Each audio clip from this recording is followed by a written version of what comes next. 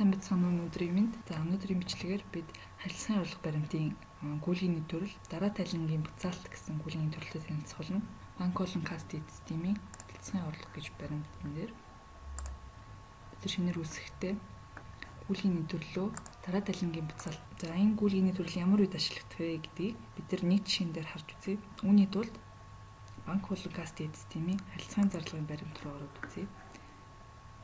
Тэгэхээр 6 сарын 1-ний байдлаар бид дараа тайлангаар тооцоотой этгээд болох инх цэцэг буюу дараа тайлангаар шилжүүлсэн мөнгийг хүлээн авсан байгууллагын ажилтнанд 20,000 төгрөгөөр дараа тайлангийн шилжүүлэлт хийсэн байна. За уг баримтан дээр үндэслээд дараа тайлан үүссэн байна. За энэ дараа тайлангийн баримт руу орж үзэх юм бол тэрийн үндэслэж үүсэж байгаа харилцааны зарлагын баримтанд 20,000-ын урьдчилгаагаар өгсөн гэж харагдаж байна. За бусад гэдэг хэсэг рүү ороод харах юм бол инх цэцэг гэд тооцоотой этгээд маань замын зардалд 18,000 төгрөг зарцуулсан байна. Мөн уг баримтан дээр харагдаж байгаагаар тайлангийн дагуу урьдчилгаа хүлээн авсан дүн 20,000, харин зарцуулсан дүн 18,000.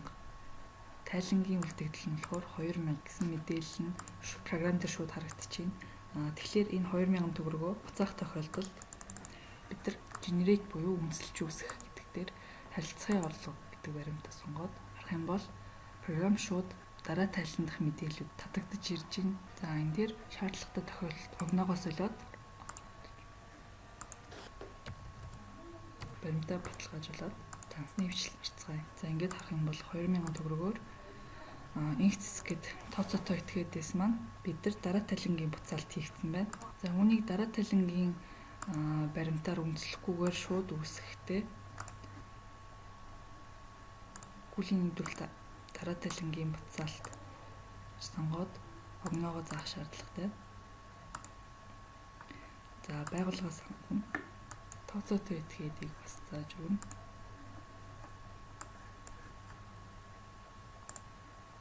Гэт буцаалт хийгдэж байгаа дүн. За тооцооны донс 12.49 буюу